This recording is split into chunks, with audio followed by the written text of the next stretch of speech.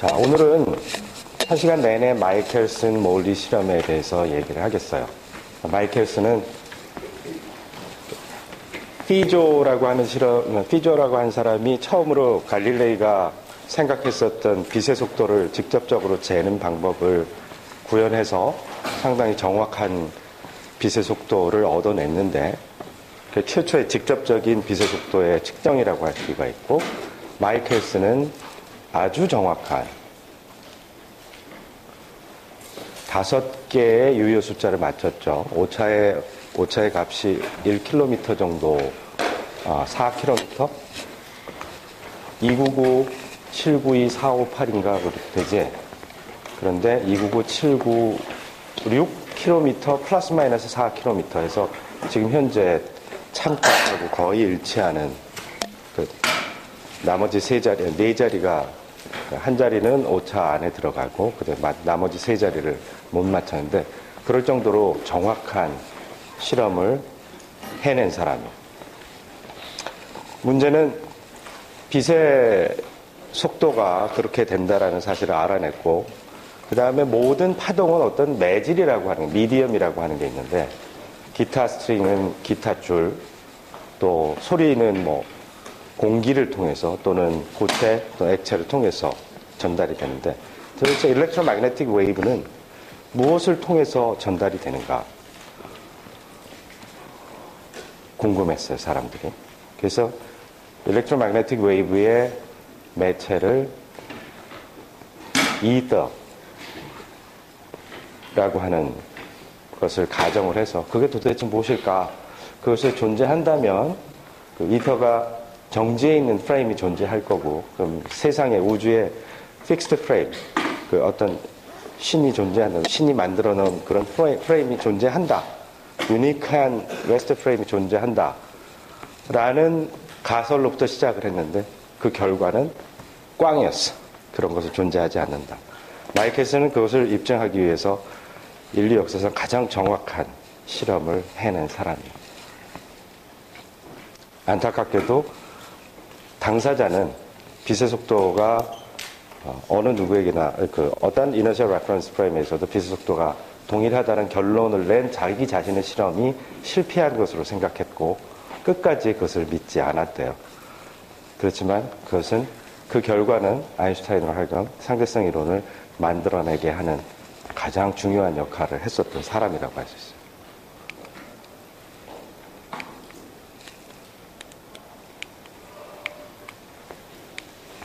이게 안 먹네.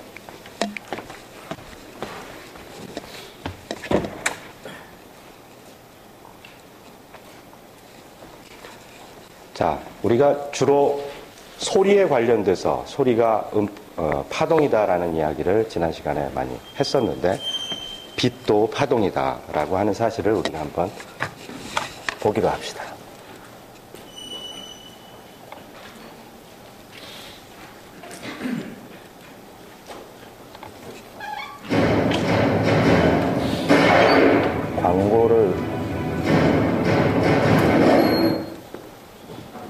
Hi everyone, I'm Mr. Fullerton, and today's topic is diffraction. Objectives for the day will be relating the diffraction of light to its wave characteristics and describing Young's double slit experiment. So to begin with, diffraction is the bending of waves around obstacles, or the spreading of waves as they pass through an opening. And it's most apparent when looking at obstacles having a size in the same order of magnitude as the wavelength. And you've probably experienced diffraction before.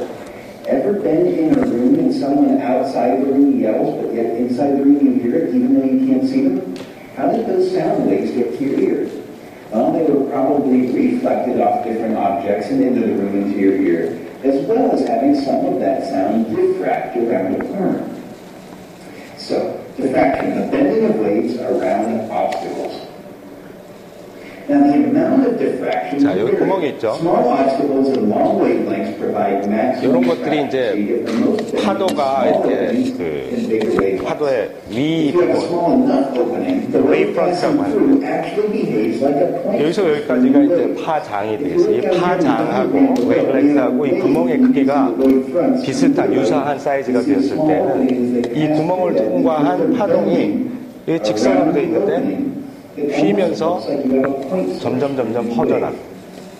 만약에 이제 그 파동이 아니고 입자였다면 구멍을 통해서 나갈 것은 직접 가야 되겠죠. 영스 익스페리먼트라고 하는 것은 구멍을 두 개를 만드는데 소스가 하나로부터 만들어진 파동이 이 자리에 오게 되면 두 개의 페이즈가 동일한 상태로 돼요. 그러면 여기에서 각각이 또 디프렉션을 일으켜가지고 퍼져나가게 되겠죠. 이때 이 스크린에 도달한 두 개의 빛이 서로 간 거리가 다르기 때문에 페이즈의 차이가 나타나. 그렇게 되면 어떤 때는 constructive interference, 어떤 때는 destructive interference가 생겨. 그래서 밝았다가 어두워졌다가 띠가 만들어져요.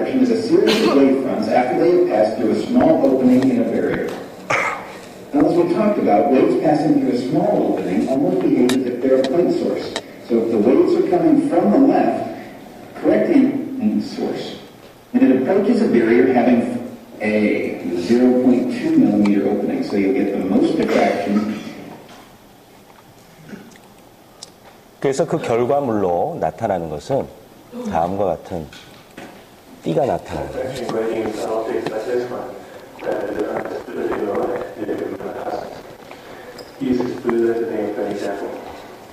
자, 레이저가 저런 그레이팅이라고 해서 아예 구멍들이 많아요. 여기를 통과하게 되면 아까와 같이 밝은 점, 어두운 점이 막 패턴으로 나타나게 되지. 밝은 점이 constructive interference를 나타내는 점이고 어두운 점이 destructive interference를 나타내는 점이에요. 요 안에 아주 작은 구멍들이 있어서 그 구멍을 통과한 빛들이 스크린에 도달하면서 서로 패스가 거리가 달라지는 바람에 페이즈의 차이로 인해서 서로 다른 밝기를 보이게 됩니다.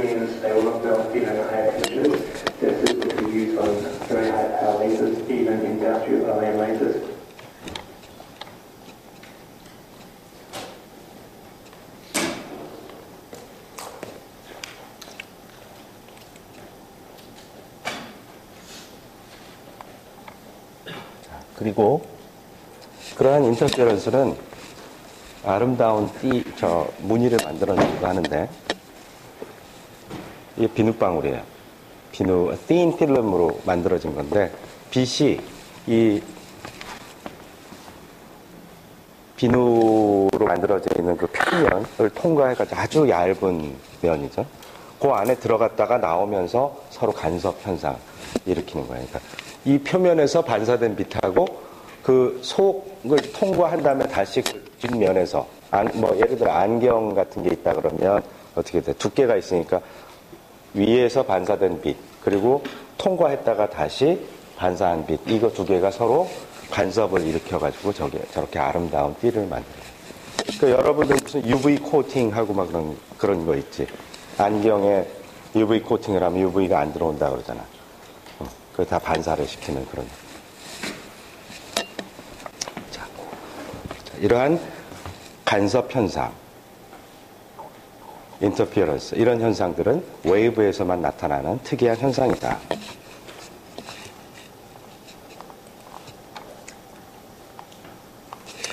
그렇다고 봤을 때 이제까지 배운 어떠한 파동도 매질을 통해서 전달이 되었어요.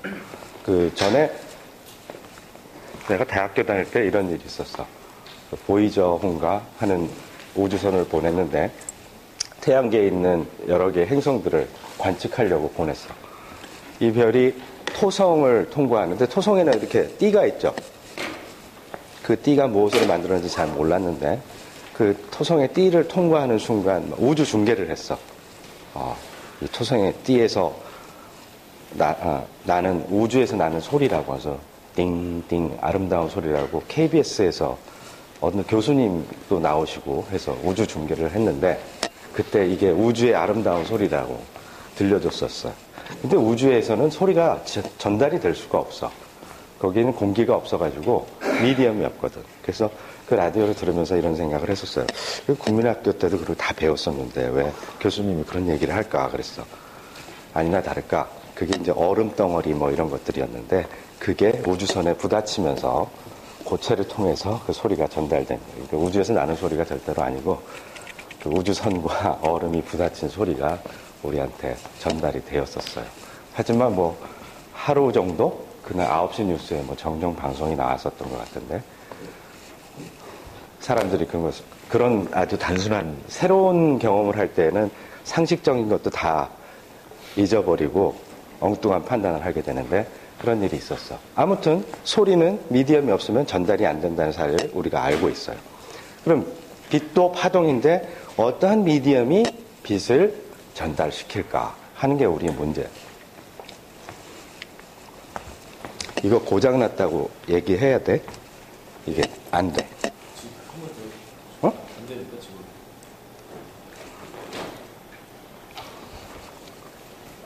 아니면 하나 더 있으면 바꿔오든지.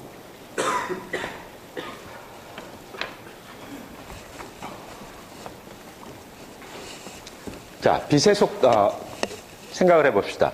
음파의 속도가 공기, 물, 다이아몬드가 거의 12km 간다 그랬죠, 1초에. 근데 30만 킬로미터를 빛은 가지.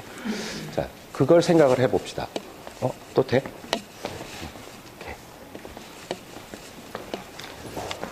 이렇게 엄청난 속도로 가는데, 다이아몬드 속에서 소리가 전달되는 속도가 이 정도 돼. 12km/s 정도 되는데, 훨씬 더 큰 값을 갖고 있다. 만약에 이제 빛의 electromagnetic wave가 전달되기 위해서 미디엄이 존재한다면 이 친구는 훨씬 더 딱딱해야 돼. 우리 그 공식을 기억해요. 그 simple harmonic oscillator의 frequency가 오메가가 스퀘어 루트 m분지 k였지. 질량분의 스프링 컨스턴트. 근데 그것을 스트링 텐션으로 바꿔치기 해서 스트링 바이브레이션의 그 파동의 전달 속도를 생각을 해보니까 그때는 텐션이 강하면 강할수록 그 파동이 빨리 전달이 됐지. 그러니까 스퀘어 루트 T 오버 뮤라고 했어. 뮤는 길이당 그 스트링의 무게, 질량이라고 얘기할 수 있겠는데, 그때 분자가 커야지 되겠지. 그러니까 텐션이 아주 강해야 되고, 그리고 덴시티가 매우 작으면 전달이 잘 돼. 그러니까 쇠줄 같은 것을 이용해가지고 생각을 할 수가 있겠지. 만약에 그 소리에 전달되는 속도, 그거하고 유사한 개념으로 유추를 해본다라고 했을 때, 다이아몬드와 같이 단단하고 매우 단단한 본드를 갖고, 그러니까 그 응집력을 갖고, 그리고 가벼워야 될 것이다. 훨씬 더 가벼워야 될 것이다. 그래야지 30만 킬로미터를 보내지 않겠는가. 만약에 이제 음파라고 생각한다면, 그러니까 대충 생각을 했을 때, 그 미디엄을 이더라고 얘기했어요.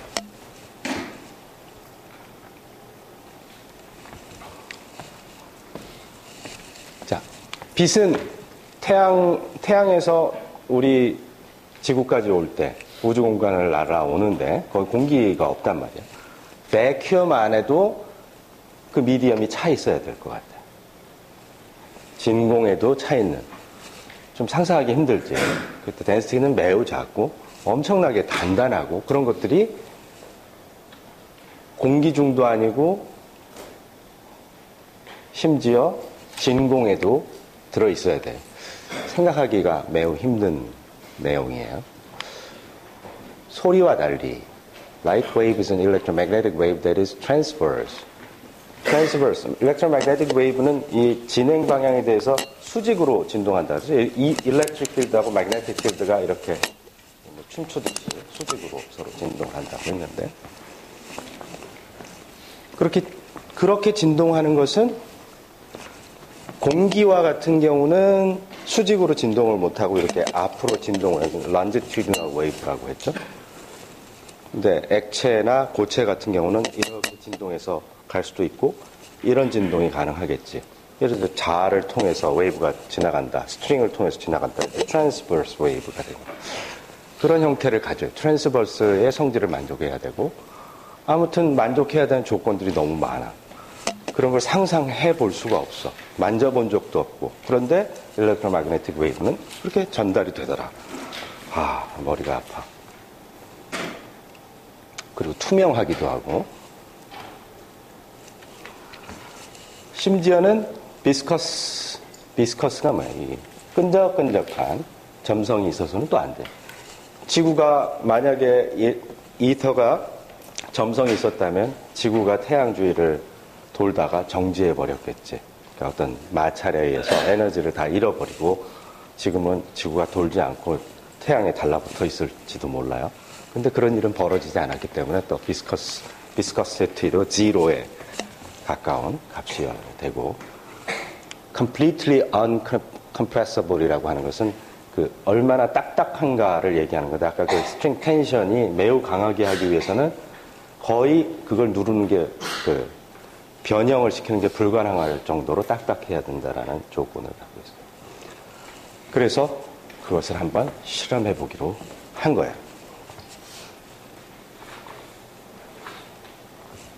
이분이 이제 마이클슨이라는 분이고 1907년 노벨상을 받게 돼요.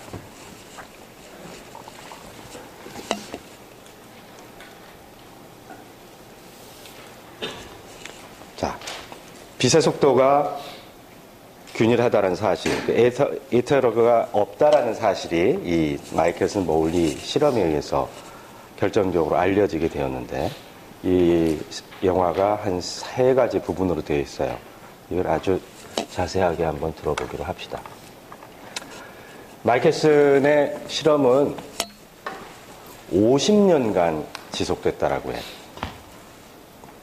그런 장인 정신을 갖고 일생 동안 빛의 속도를 정확하게 측정하는데 혼신의 힘을 다했어.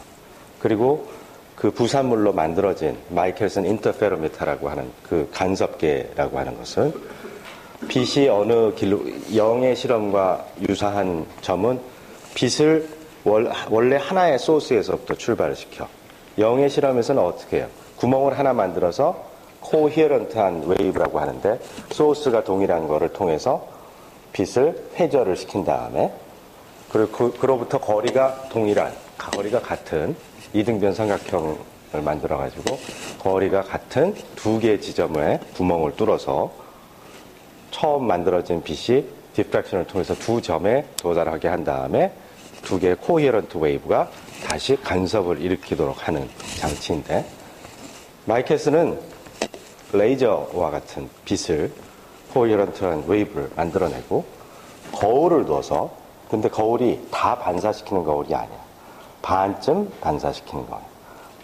그래서 어떤 빛은 직접 직진을 해서 통과를 시키고 나머지 빛은 90도 꺾이게. 그래서 반대쪽에 또 거울을 놔서 갔다가 되돌아온 빛에 2개의 빛이 서로 간섭 현상을 일으키는 것을 봤어요. 그런데 거기 눈을 대고 보면 요즘 레이저, 그 파워가 높은 레이저에서 나온 빛을 눈으로 보면 눈이 다 망가져요. 레이저 포인터 같은 거 이렇게 이 빛을 눈으로 보고 그러지 말아요. 눈 다 망가져.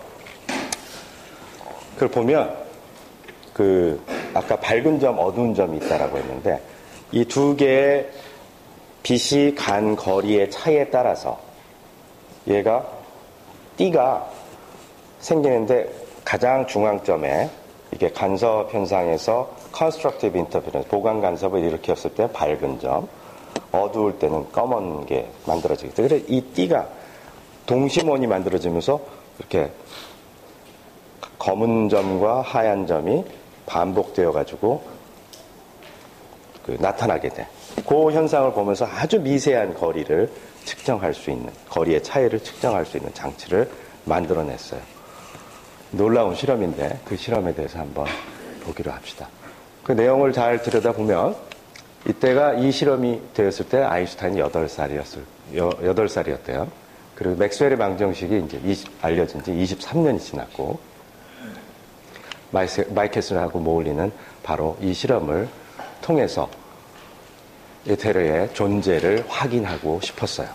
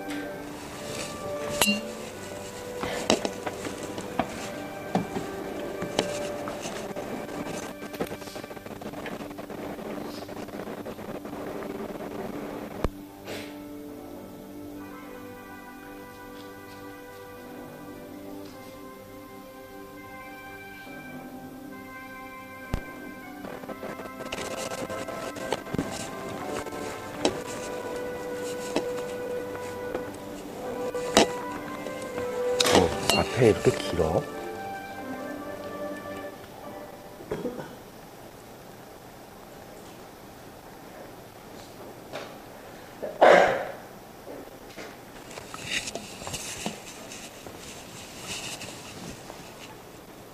I'd like to tell you today about what is perhaps the most famous experiment in all the history of physics. It's called the Michelson-Morley experiment, and it was designed to detect the motion of the Earth through the luminiferous ether. The ether was an invention of 19th century physicists to explain how light could be transmitted through empty space to the sun of the Earth. Physics has its folklore and its legends just like any other culture. For example, I'm sure you remember the famous story of Isaac Newton and the apple. Well, there's a legend about the Michelson-Morley experiment that's just as deeply rooted as the story about Isaac and the apple. It goes like this. Michelson and Morley did their experiment and proved that there was no ether. And so Albert Einstein was forced to invent the theory of relativity in order to explain that result. The experiment was done at what was then called the Case Institute of Technology in Cleveland, Ohio in 1887. 소리 조금 더 키울 수 없어? 마스터 볼륨을? In Cleveland in 1887 was something like the first real theory of electricity coming out of Philadelphia more than a century before. In the 1880s, Cleveland and the United States was still a scientific wilderness, and especially Cleveland, Ohio. In fact, it's just possible that the Michelson-Morley experiment was the most important thing that did happen in Cleveland until Satchel Paige pictured the Indians. 추신수가 클리블랜드 인디안 아니야? But the most remarkable thing about this whole tale may be the fact that Albert Michelson, for the remaining 50 years of his life, considered this great experiment to have been a failure. Today, we'll see if we can understand why that happened. 1887, the time of Victoria, Queen of England and Empress of India. London is the world capital of commerce.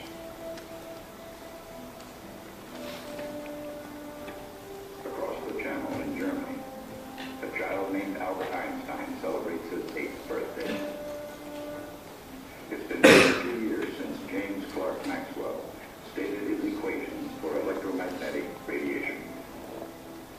Beyond the Atlantic, the Americans have enjoyed more than 2 decades of peace and prosperity since their terrible Civil War drew to a close. Waves of migrants from Europe are swelling the population of the United States. The western frontier is being settled and settling down.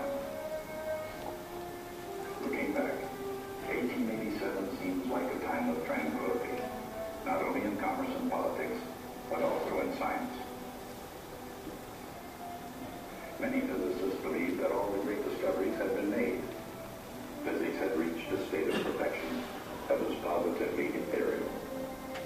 In fact, the concept of the ether was one of its central tenets.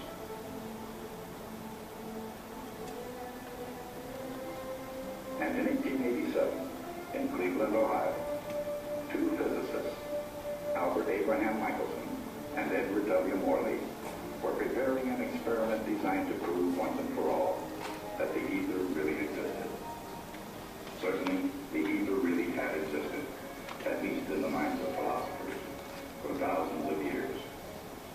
Today, we can readily accept the idea of space as a vacuum, vast stretches of the cosmos that are virtually devoid of matter. But to the ancients, the concept of the perfect void was impossible to grasp. Space had to be filled with something, they thought, and the solution that Aristotle devised was the ether. That was the substance that filled what would otherwise be empty space. And by the 19th century, the ether had come to serve more than a merely philosophical need. The ether was the medium through which light waves from the sun would propagate to nourish and illuminate the earth.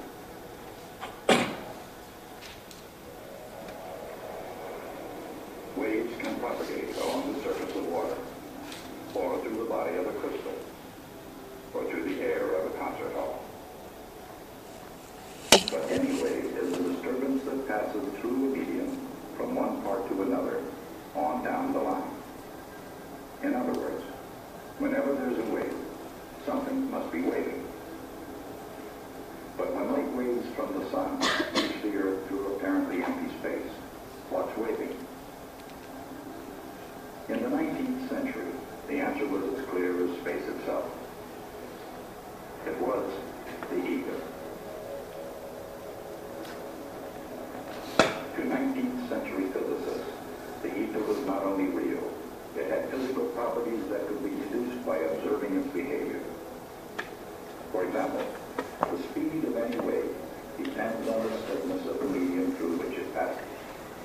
And of course, the speed of light is enormous. So, the ether must be very stiff indeed. In fact, physicists said, it was nearly impossible to compress it at all.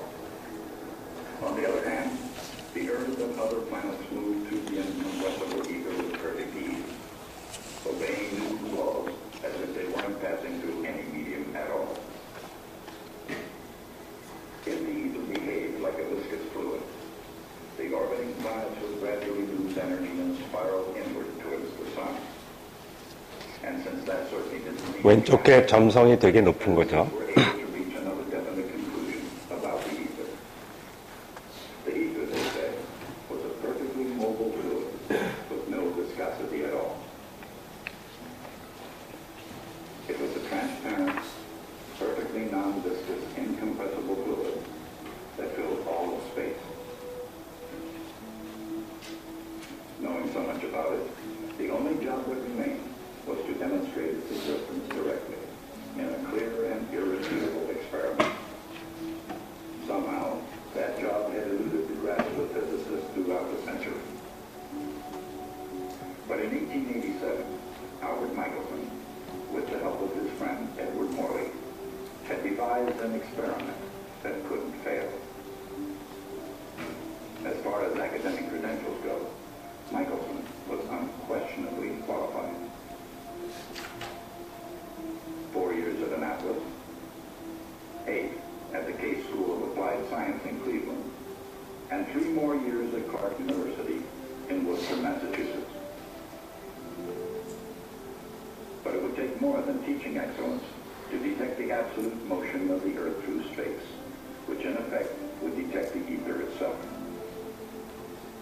It would take an extraordinary experiment with an unheard of degree of accuracy.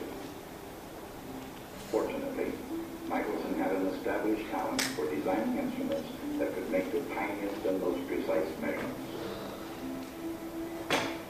His earlier measurements of the speed of light were better than any others before him. When he was in Berlin, Michelson designed a new instrument that was exquisitely precise. It was called an interferometer. Shown here using a laser, a Michelson interferometer begins by splitting a beam of light into 2 beams.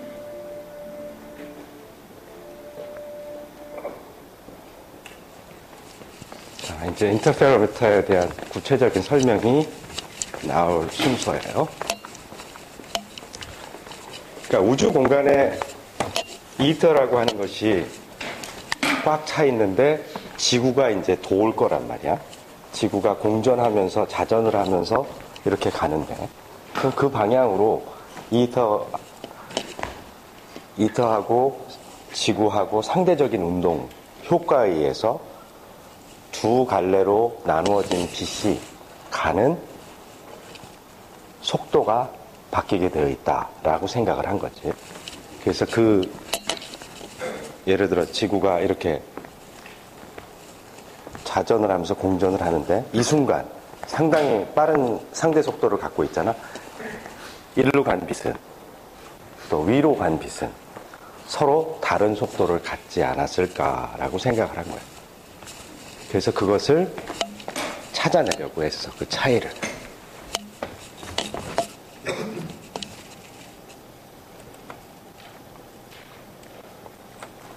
이제 이 두 번째 파트에서 나오는 부분은 이제 첫 번째 실험과 이제 두 번째 실험인데, 첫 번째 1887년, 아까 87년이라고 했죠. 이때부터 80년에 베를린에서 이 사람이 실험을 했어요. 그때는 모을 리가 없었어. 마이켈슨이 독일 사람들하고 같이 실험을 했는데 결국에 실패했어. 이게 아주 민감한 실험인데 얼마나 민감한 실험이냐니 지구가 운동하는 속도가 공전의 속도가 대충 이 정도 돼요. 1초에 30km 정도를 가. 근데 빛은 30만 킬로미터를 가거든. 이 두 개의 빛이 그 지구의 내가 지금 움직이는 게 지구의 속도인데 30km, 1초에 30km씩 이렇게 가는 이 속도하고 빛의 속도하고 비율의 제곱만큼의 시간 차이를 잴 수 있어야지 돼.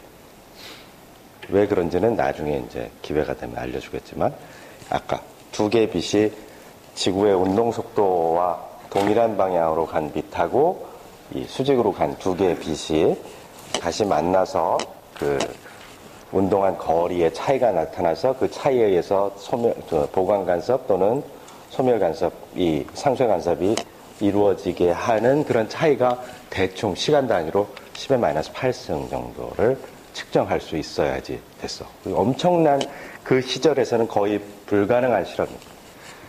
그 정도의 정밀도로 실험을 하려고 하다 보니까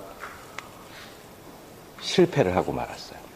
근데 7년 뒤에 87년에 자기가 그것을 개선해서 최종적으로 그 실험을 성공시킨 거죠.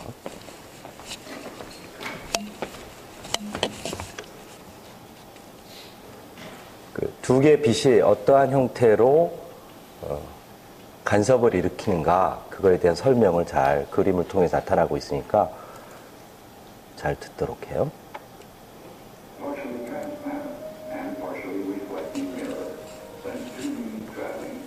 나눠졌지? 반사돼서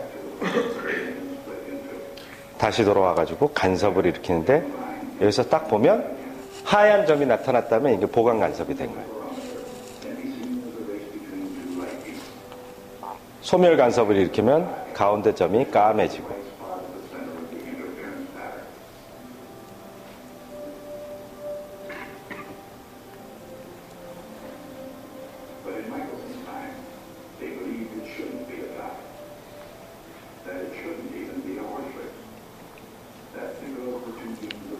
가로로 가는 것은 속도가 바뀌었죠. 왜냐하면 지구의 운동 방향하고 동일한 방향으로 가기 때문에 같은 방향으로 갔다면 빨라졌을 거고 되돌아오는 과정에서는 속도가 빠지니까 그래서 그 두 개의 빛이 서로 시간 차이를 보이면서 간섭 현상이 어떤 때는 저렇게 어둡게 소멸될 수 있도록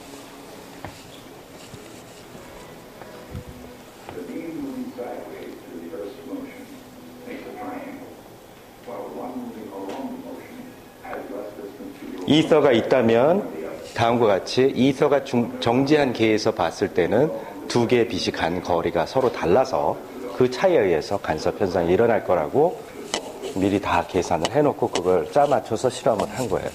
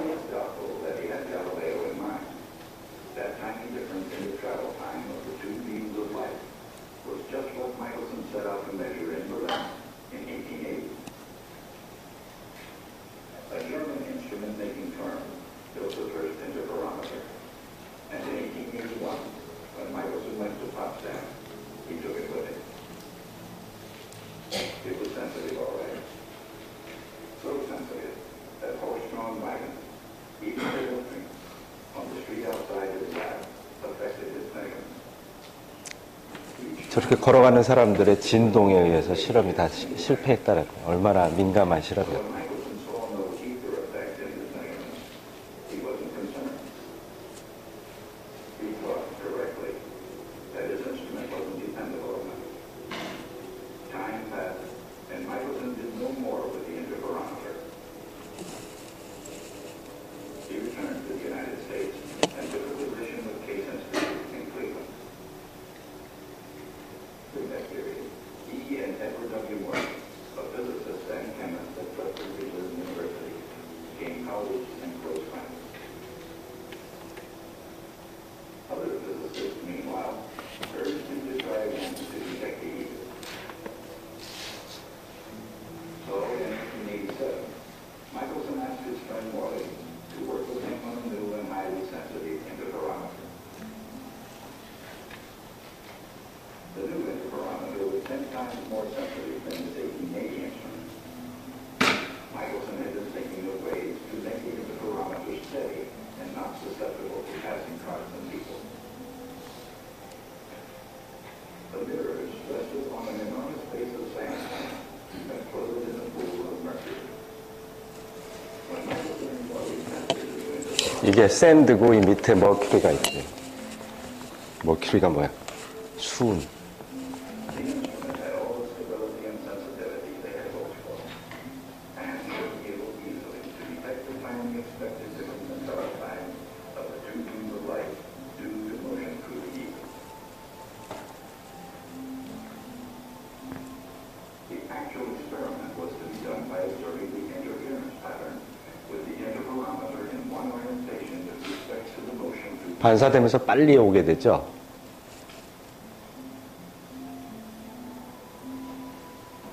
and then rotating. 방향을 바꾸면 상황이 또 바뀔 거야. If the two beams arrived in the tie, for example, constructing interference would make a bright spot at the center of the pattern. 동시에 도달하게 되면 차이가 없으니까 컨스트럭티브가 돼야 되고, But if one beam arrived slightly ahead of the other, constructing interference could make the center dark. In other words, dark죠. the motion through the ether would be seen in the shift of the interference fringes as the instrument was rotated. 기계 방향을 계속 바꿔가면서 어느 방향으로 움직이고 있는가를 테스트를 하려고 했어요. And just about everyone else, there was no shift at all in the fringes, which means there was no delay, No delay가 결론이 나옵니다. no difference at all. 아무리 돌려도 항상 보강 간섭밖에 나오질 않아.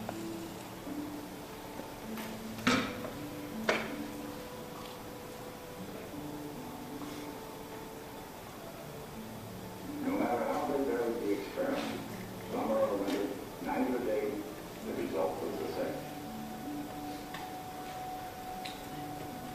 Light apparently travels at the same speed in all directions, in complete disagreement with the idea of Earth moving through the ether. For the next 50 years, numerous physicists repeated the Michelson-Morley experiment with ever-increasing precision and sophistication, in the vain hope of finding some mistake in that perplexing conclusion. But even in 1887, the facts were clear. The experiment had failed to detect the ether, and the consequences were shadow. The negative result was almost as disturbing for Michelson as it was for physics as a whole.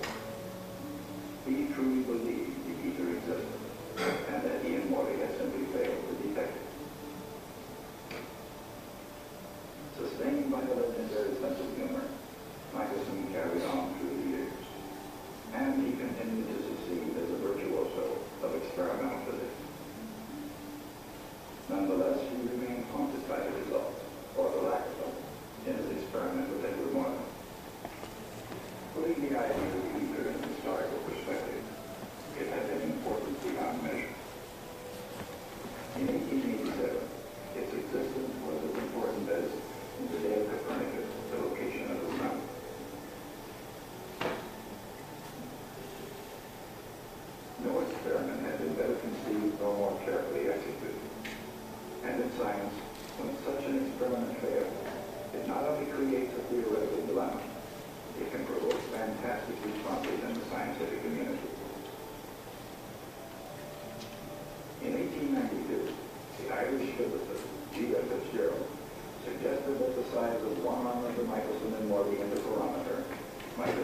contracted.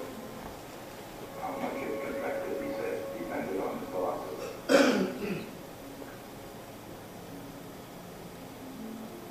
To most physicists, Fitzgerald's contraction sounded absurd.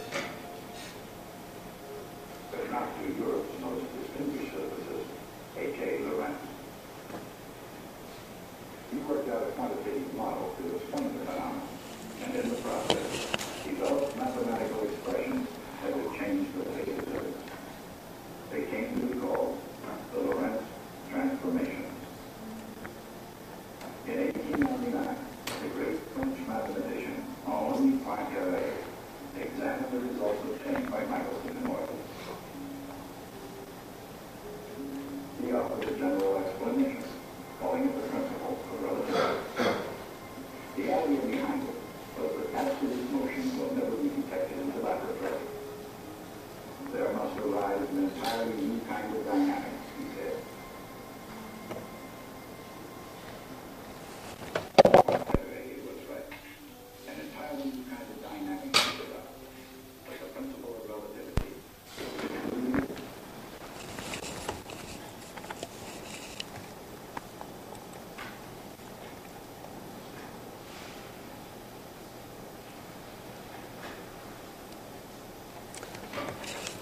그래서 마이켈슨 몰리 실험은 그 예측과 달리 어느 방향으로 재더라도 이터와 지구와의 상대 속도의 효과가 전혀 나타나지 않고 항상 보강 간섭을 일으킨다는 사실이 결국 빛의 속도는 어느 방향으로도 동일하다. 지구가 그렇게 1초에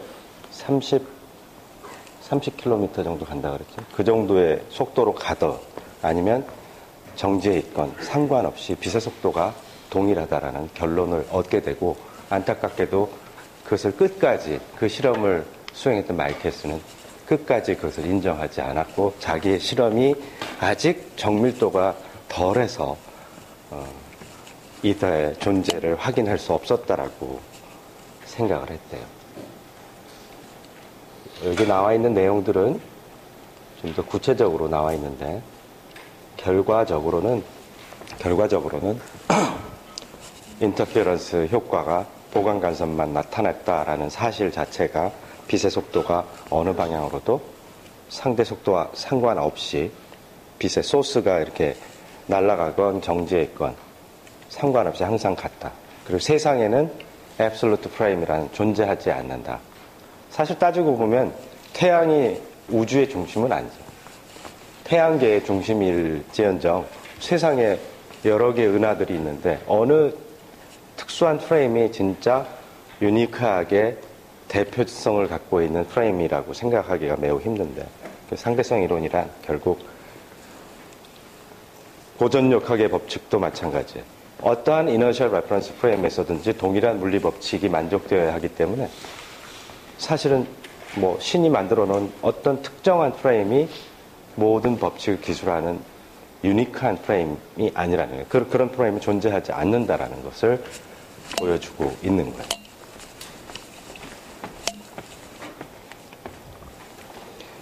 근데 그 실험 결과를 좀 개선을 해서 아까 마지막에 조금 나왔는데 두 개의 암이 있다 그러지, 팔이 있는데 인터페로메터에 팔 하나를 바꾸면 뭔가 결과가 특이한 결과가 나오게 된다라고 주장을 한 사람이 피츠제랄드라는 사람이에요.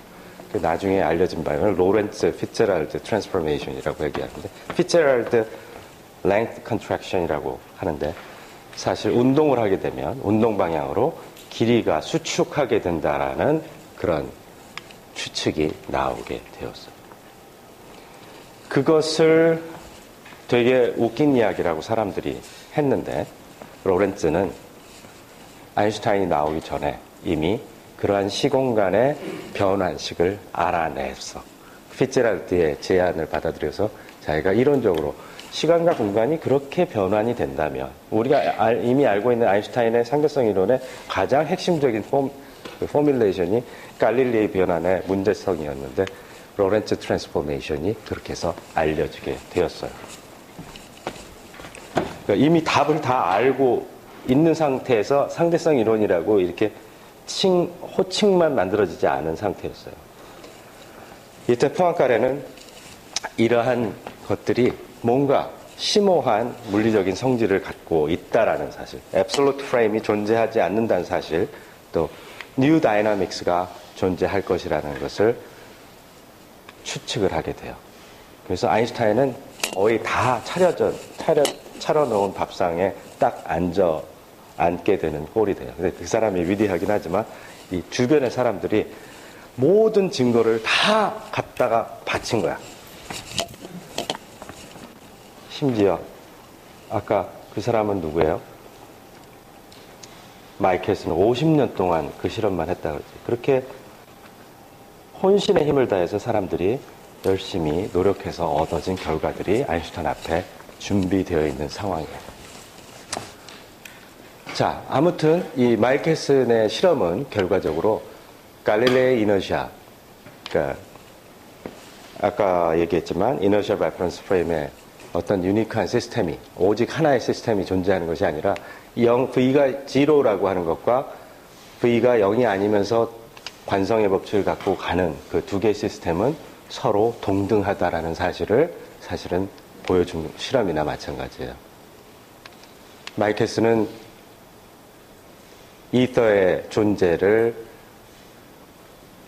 확인하는 데 실패했죠. 만약에 그거를 확인할 수 있었다면 세상에는 앱솔루트 프레임이 존재하는 것을 보이는 걸 거고 현대 물리학은 다 다시 쓰여졌어야 되겠죠. 결과적으로 이더는 없는 것이고 일렉트로매그네틱 웨이브는 진공속을 통과한다라는 거예요. 그러한 유일한 웨이브이죠. 우리가 알고 있는 역학적인 웨이브하고는 전혀 다른 성질을 갖고 있는, 공간이 있으면 일렉트로매그네틱 웨이브는 지나가게 되어 있어. 자, 그 세 번째 부분의 영화를 보고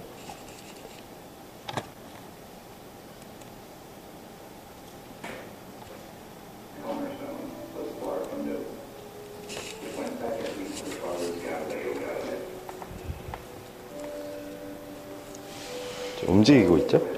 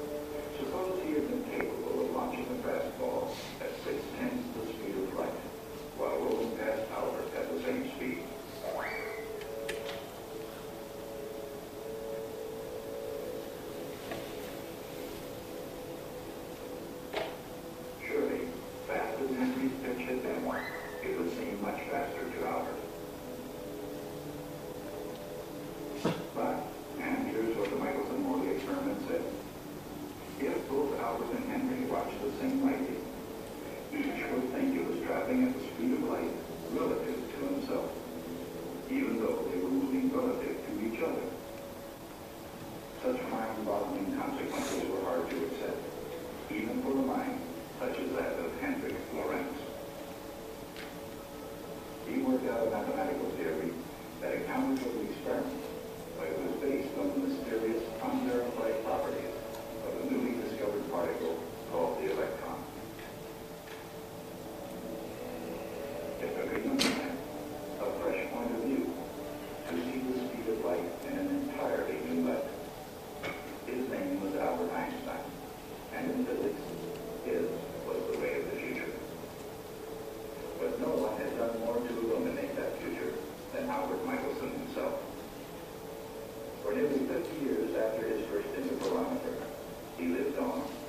measuring the speed of light with ever-increasing precision,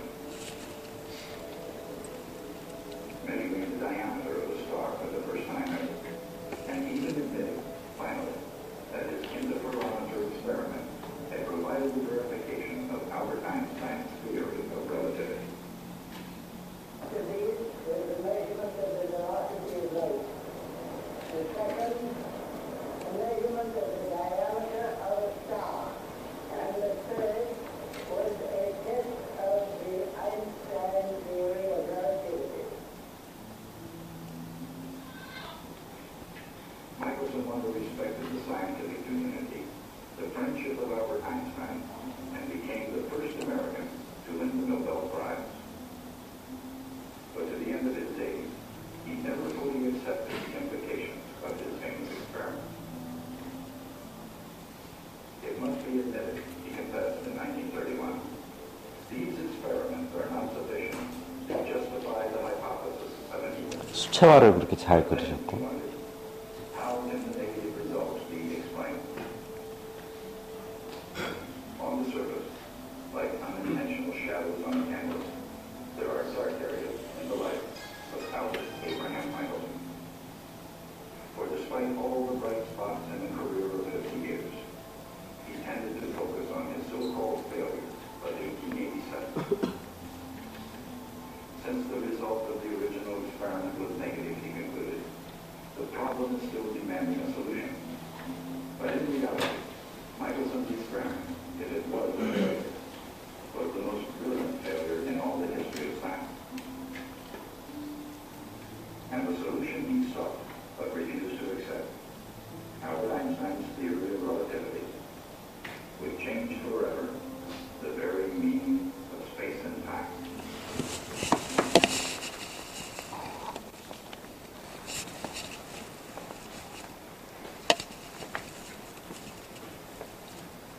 We often teach physics in a historical way. The purpose, of course, is not to teach history, but to teach physics. And so, very often, we redesign the history. We tell you not what really happened, but what should have happened. Well, I suppose that serves some pedagogical purpose to do that. So let me tell you what should have happened at this point. There should have been a patent clerk from Switzerland named Albert Einstein who should have said, look, the Michelson-Morley experiment compels us to do two things. One is to restore the principle of relativity. And the other one is to believe that the speed of light will be the same for all observers regardless of their state of motion. And from those two fundamental postulates follow all the astonishing results of the theory of relativity. Now let me tell you what the facts were. One is that Michelson, of course, never for the rest of his life believed the results of his own experiment. But the other one is that Einstein not only didn't base his theory on the Michelson-Morley experiment, but he later claimed that when he wrote his famous paper in 1905, he had never even heard of the Michelson-Morley experiment. Now we'll see how that was possible when we go on with this next time. 마지막 부분을 이해했어요? 그러니까 우리가 이렇게 역사적인 사실들을 보면 이로 인해서 당연히 논리적으로 그러한 결론이 아인슈타인의 상대성 이론이 이 배경을 통해서 나왔다고 했어야 하는데 should have pp를 썼잖아요. 그런데 in fact 아인슈타인은 그렇게 얘기하지 않았다는 거. 궁금하지 않아요?